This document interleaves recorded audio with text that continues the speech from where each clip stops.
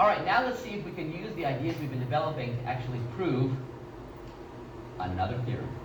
So here's the theorem I want us to look at. So the hypothesis, the given, is that the segment AE is congruent to EC. So now I'm going to mark this up as I read through it. So AE, that segment right there, is congruent to EC. So this is congruent to this. BE is congruent to ED. So this length is congruent to that. These lengths are equal, these sides are congruent. And now the mission is to prove that AB is congruent to DC. How can we do it? Well, it seems like these sides are sort of way off on the fringe, and all we know is stuff that's going on here. But let's remember the rules of the road. We actually have two triangles here. Is it possible that these triangles are congruent and these corresponding parts? Well, let's think about it. We know that this side is congruent to this side, and this side is congruent to this side. So we have two corresponding sides of these triangles congruent. What about the angle between? Well, those are, in fact, vertical angles, so we know that they're congruent.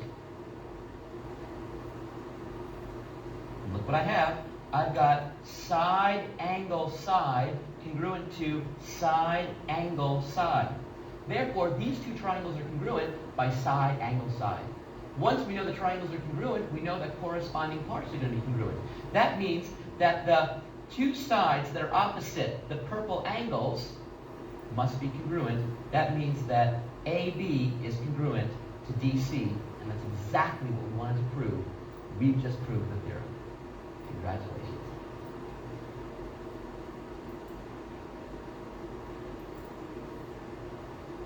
Let's prove a theorem and see if we can use all the ideas from geometry and apply them in some sort of neat, clever way. You know, the hard part about proving these things is that we have to think of the clever ideas to actually employ that utilize all the material that we've been learning about. So that's why these proofs are so exciting and challenging. Anyway, let's take a look at our given. Y, we're told, is the midpoint of the segment XZ. So that point is the midpoint. Okay, good, we'll remember that. And then we know that angle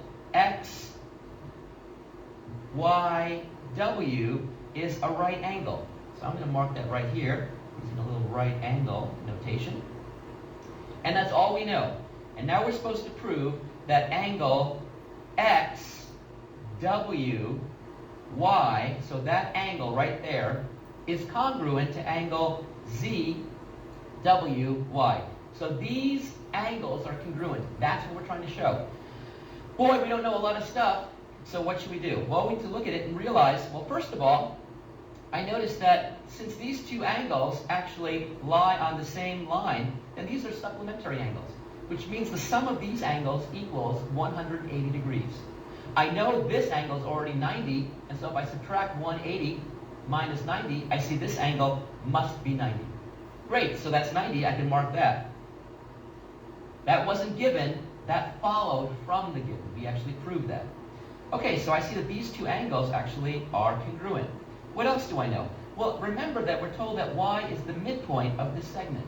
By definition of midpoint, it means that it divides up this segment into two segments having the same length. And therefore, these two line segments, xy, is congruent to the line segment zy. So I can mark that like this. Hey, now I'm making great progress because I see side angle are congruent. Can I get one more? Well, look, this side of the left triangle is also a side of the right triangle, and yet it's the exact same line segment. So by the reflexive property, I know that WY is congruent to itself, and so therefore, these two sides, this common side that they both share, in fact, is congruent to itself. And so I've got side, angle, side, congruent. Side, angle, side. Therefore, we see that these two triangles are congruent by side, angle, side. That's not what we were asked to prove, though. But once we know the triangles are congruent, we know that corresponding parts will be congruent. So Notice that these two angles are corresponding angles because they both lie on the opposite of the green marked sides. Therefore, these two angles are corresponding. Since the triangles are congruent, we know for sure that this angle is congruent to this angle, and we just proved the theorem. Utterly awesome. Congratulations.